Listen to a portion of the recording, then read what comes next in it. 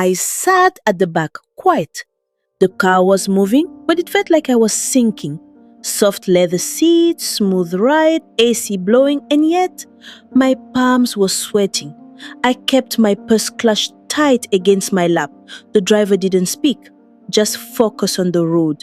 But the man beside me, the one who said he came to pick me, he was watching me. Not in a creepy way, just calm, like someone who already knew how this would go. "So, what's your name?" I asked. He smiled a little, like I just cracked a joke. "I'm sorry," I added. "It's just, you know my name, I don't know yours." Still no answer. He just looked ahead again, relaxed, like this was a normal ride. I turned to the window, trying to act like I wasn't freaking out inside. We passed some small shops, some people fetching water, and the sun just starting to rise. Then I saw it. The river, still, quiet, almost too quiet. I didn't even know we were close to it yet. As we drove by, the man finally spoke. They say the river never forgets who it takes. I turned sharply to him. "What did you say?" He looked at me, calm, his eyes too steady. They say if it takes something, it keeps watching, waiting. My heart was beating so fast, I had to look away. Who talks like that this early in the morning? I swallowed hard, tried to breathe normal. You're here for Chioma's wedding, right?" I asked, just to break the silence. Again, no answer. He just smiled. What is wrong with this man? I looked out the window again, but the river, it felt like it was still following us. As I kept looking outside, the man finally spoke again. My name is Ezemuo. Same thing he said to my mom. Eze, that's his name. But he wasn't even looking at me. He was staring out the window, like he was talking to someone. Only he could see. His voice was so calm, like he wasn't just saying words, but reminding me of something I was supposed to already know. I've been waiting a long time for something, he said slowly. And this weekend, I will finally get my bride. Then he turned his head and looked directly at me. I blinked, caught off guard. His words echoed in my head. Bride? Bride? My mind scrambled to make sense of it. Wait, is this Chioma's fiancé? I forced a laugh. "Oh wow, you must be Chioma's fiancé," I said, trying to sound casual. "Nice to meet you. Sorry, I was acting all weird earlier. I didn't know. Chioma must have sent you to pick me up." I held out my hand to shake his. "Nice to meet you," I added, smiling nervously. He looked at my hand for a few seconds before finally reaching out. His hand wrapped around mine, large, cool, firm, like his palm was pulling something out of me. Instantly, goosebumps ran up my arm, across my neck, and down my spine. I pulled my hand back like I touched fire. He just smiled. That same deep, calm smile. Nice to meet you again, Ifoma. As the car turned into our compound, I leaned towards the window. There she was, my mother. She was pacing in front of the house, arms folded tightly, head down, muttering something to herself. She looked like she hadn't slept all night. I could barely recognize her.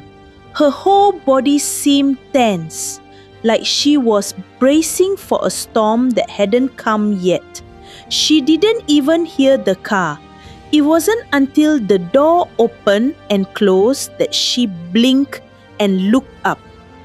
As soon as she saw me, every trace of stress left her face. Her shoulders dropped, her eyes widened with joy.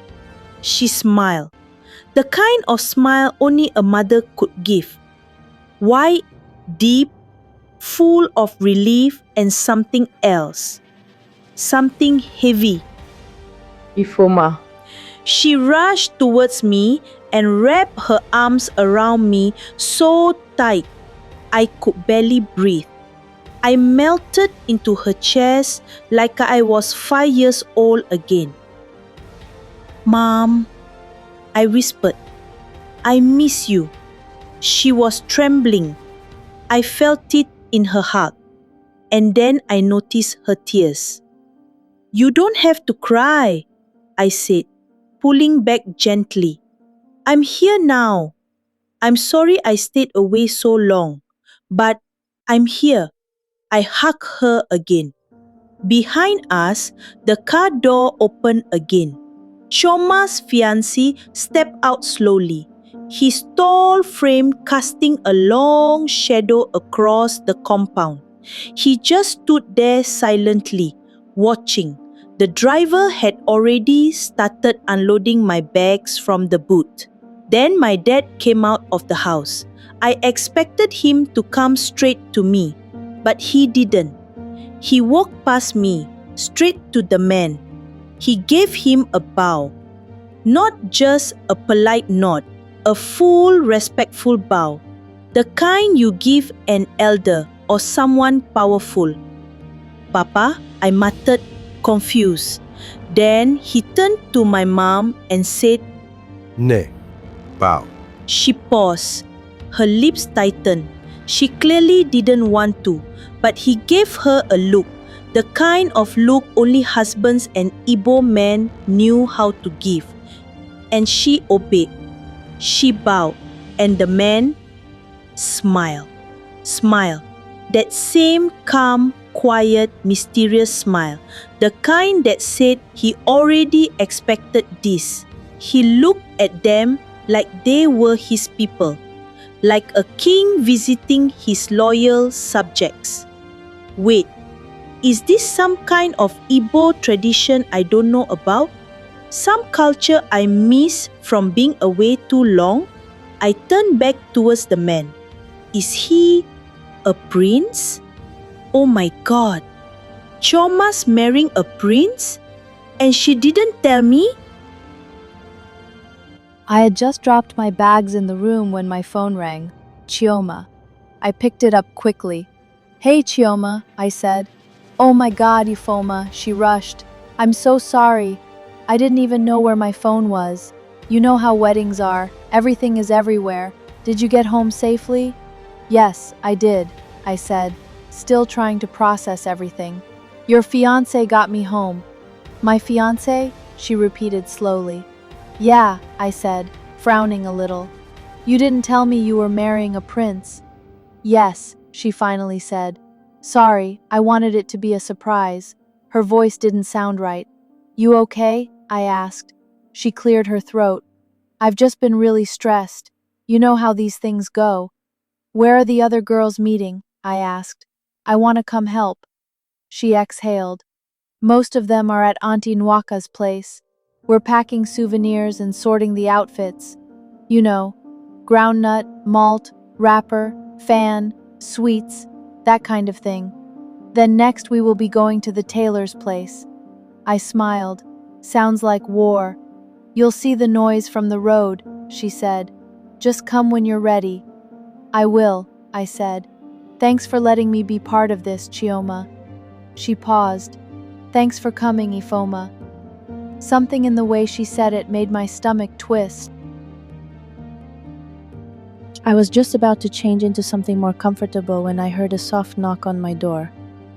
"Come in," I said. It was my mom. She stepped in slowly and closed the door behind her.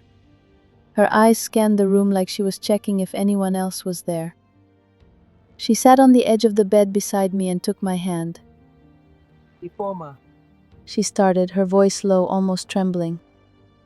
there are things I need to tell you about this place, about She paused. I squeezed her hand. "Mom, what is it?" Her eyes were moist again. She looked like someone carrying too much for too long. She opened her mouth, but before a word could come out, the door opened. My dad was standing there. Uzomaka, He said sharply, calling her by name. leave her. Let her rest. She just came back. My mom flinched like a child caught sneaking sugar. I was just checking on her. She said softly, already standing. My dad looked at me and smiled, too forced. Ifoma, you'll help Choma with the wedding. And go to the tailor's place. All the women are there with Choma. Okay, Daddy. He stepped aside from my mom to walk out, then gave me another smile before closing the door behind them. I sat there staring at the door. What was my mom about to say? And why did my dad shut it down so quickly? After a few minutes, I tied my scarf, grabbed my small shoulder bag, and stepped outside. I asked one of the neighbor's kids playing with old tires where Auntie Nwaka was. She dey her compound, the boy said, pointing past the narrow footpath lined with cassava leaves and tiny yellow flowers. I thanked him and made my way down the path. As I walked, I saw chickens scattering, goats chewing loudly near their ropes, and old women sweeping their compounds with short brooms. It felt like the trees were watching me, like something I couldn't see was walking beside me. When I got to Auntie Nwaka's house, I found her in front of the kitchen building, sorting wrappers and buckets with two other women. Ifoma, my daughter, Ewo, see how you've grown. She shouted when she saw me, wiping her hands on her wrapper and pulling me into a hug. You people that went to Obodo Yibo, you will not even remember us again. Auntie, please, I laughed. I've missed you all. The other women greeted me with warm smiles and hugs. You've come just in time. We need to go to the tailor's place. Choma and the other girls are there waiting for you. Then I have to stop by Mazi Ogbu's place to pick the chairs and canopies. And tell Choma not to forget to call the MC. That man can disappear like ghosts. Auntie Nwaka said quickly. Should I help carry anything? I asked, reaching for one of the trays. Oh no, we don't want you stressed before the wedding. You don't need to do anything, my child. Just be ready for the wedding. Some of the other ladies started walking towards the tailor's place, and I followed them. As we were walking, one of the women leaned close to me and whispered, "So, you saw him? What did you say?" I asked. But she had already moved ahead, her slippers slapping softly against the dusty ground. I frowned. Something about her tone didn't sit well. It wasn't teasing. It wasn't light. It was like she knew something I didn't. My heart started beating faster. I usually let things go. I'm the queen of ignoring nonsense, honestly. But this one? No. My body said, "Move. Ask. Now." So I rushed forward and touched her arm. "Auntie, 1 minute. Let me ask you something. Chioma told me to ask you something." The other women glanced back, confused, but kept walking.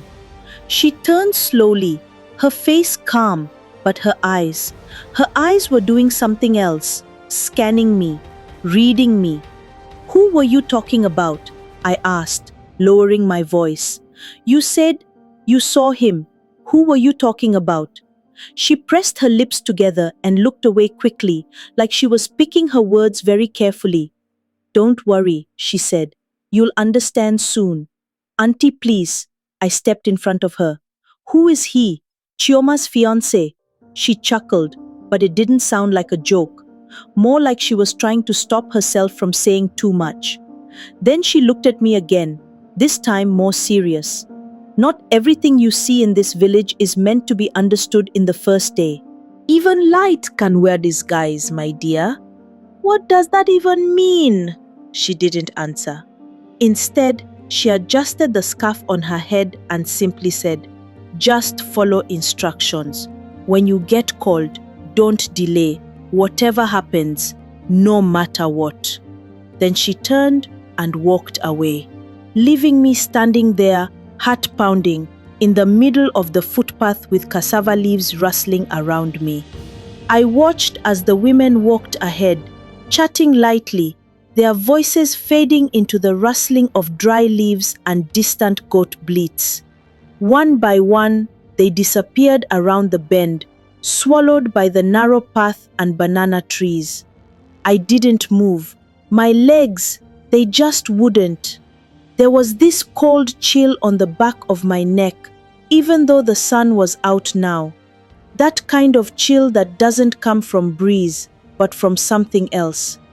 Then I heard it, a voice, a whisper, right behind me. Ifoma.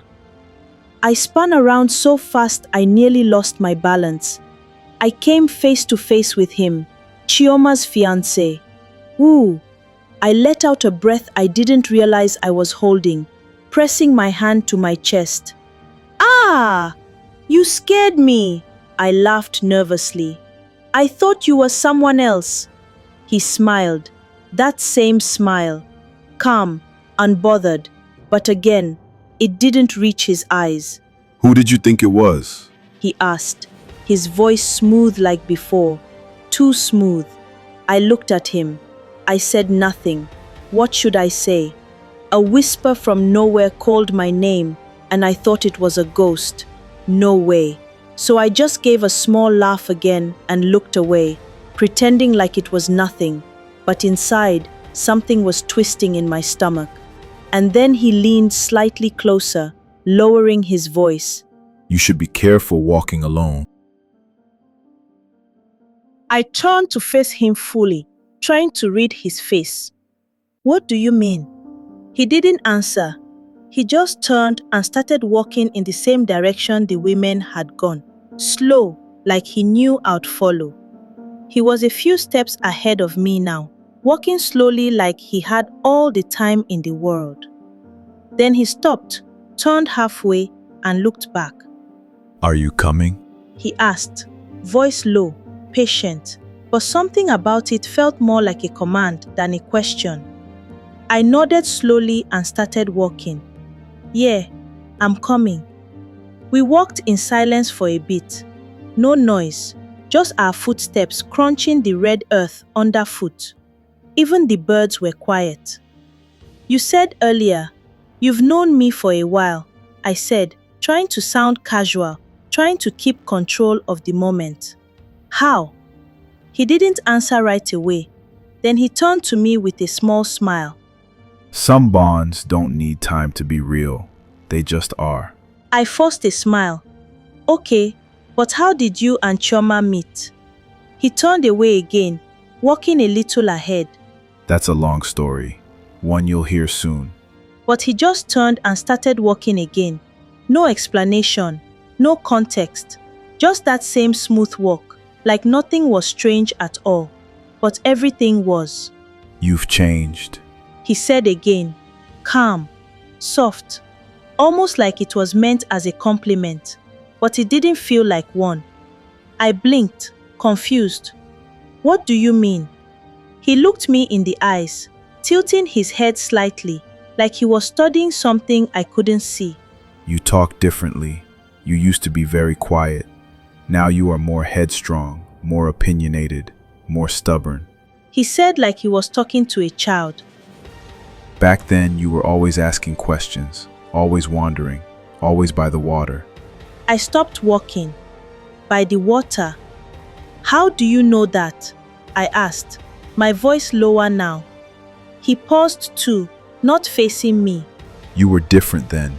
Wild, loud, curious. That's why you heard it first. Heard what? I asked. He finally turned to face me, and his smile was gone. The name, your name, by the river.